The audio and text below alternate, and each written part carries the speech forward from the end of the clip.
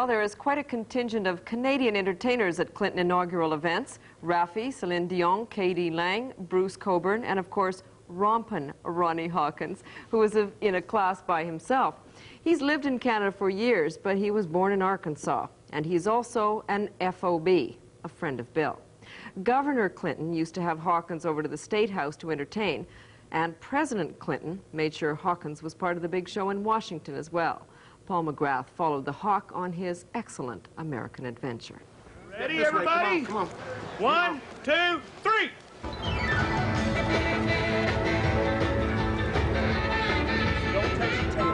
Right off the bat, the entrance of the icy Razorback Hog signaled the loose Arkansas flavor of the Clinton parties. Blue jeans, not tuxedos, were the norm, and the soundtrack was deep-fried Southern rock and roll.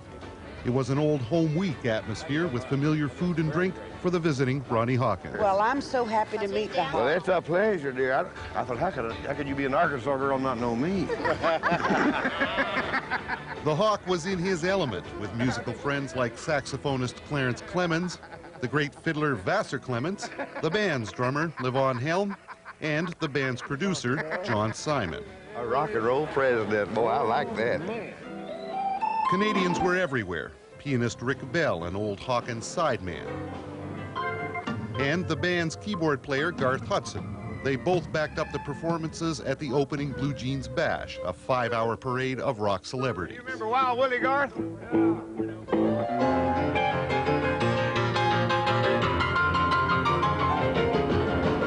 For Hawkins, it was business as usual, playing the straight-ahead Arkansas rock and roll that made him famous 35 years ago and has been his bread and butter ever since.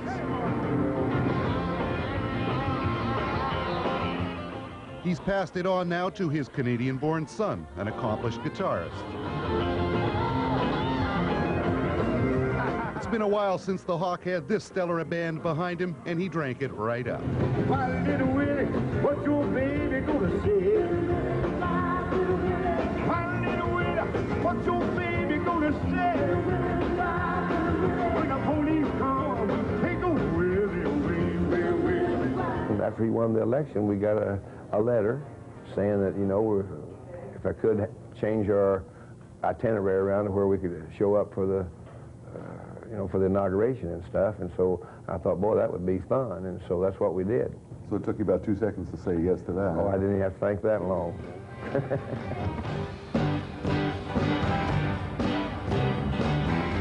The Blue Jeans Bash, with all its stars, looked and sounded like the last waltz. Hawkins called it the first tango.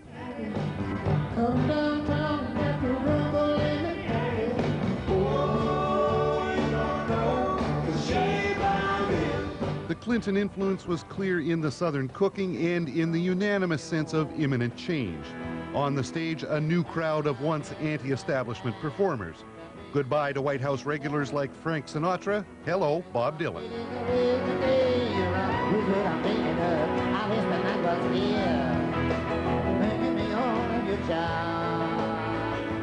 These were people who wouldn't even have whistled Dixie for George Bush or Ronald Reagan.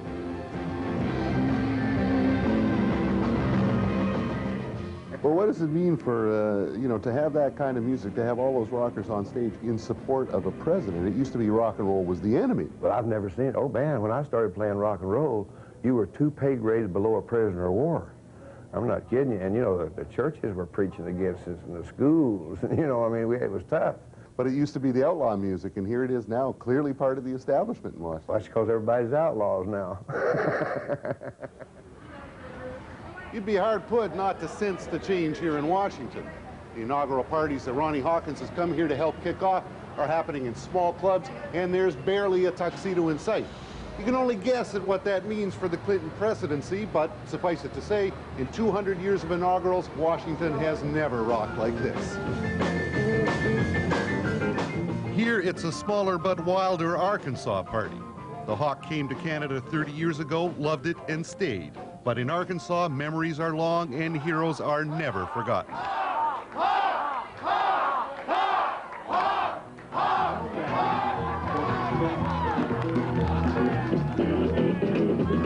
Off goes 7 miles about what? Use a cool mistake, blow a necktie. Got a brand new house on the rooftop. Made for that leave. Got a brand new chimney that's made on top. Made from a human skull. Come on, mama, take a little walk with me. Who do you love? Who do you love? I'm Paul McGrath, CBC News. Well, they love Bill Clinton in Washington tonight, that's for sure. Well, as Paul said, you know, there are a lot of parties all over Washington tonight. Apparently, Bill Clinton did not get to Ronnie Hawkins' party because security was worried about it. And if you've ever seen a Hawkins concert, then you know why security was worried. However, Bill Clinton did get to one party, and this is what he did. Guess what he did.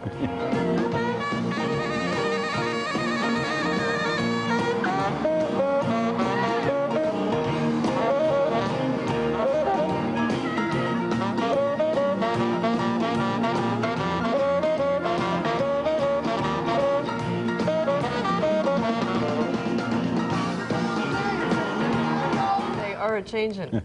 Well, we know he can play the saxophone. Yeah. Now can he lead? Now I guess we'll find out what happens tomorrow. I'm Peter Mansbridge. Thanks for watching Primetime News tonight. I'm Pamela Wallen. We'll see you all again tomorrow night. Bye-bye.